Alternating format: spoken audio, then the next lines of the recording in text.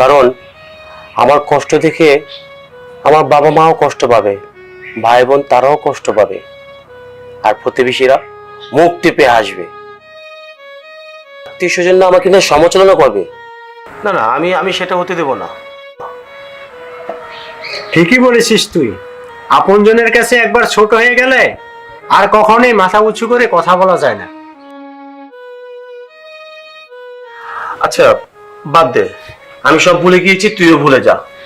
চল একটু মার্কেটে যাই, আজ আমার ছোট বোনের জন্মদিন, ওর জন্য কিছু কিনবো। বাইরের মানুষের মুখে হাসি ফোটানো কঠিন হলেও ঘরের মানুষের হাসি ফোটানো খুব সহজ।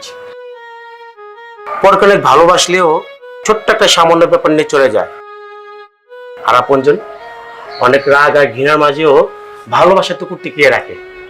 চল চল।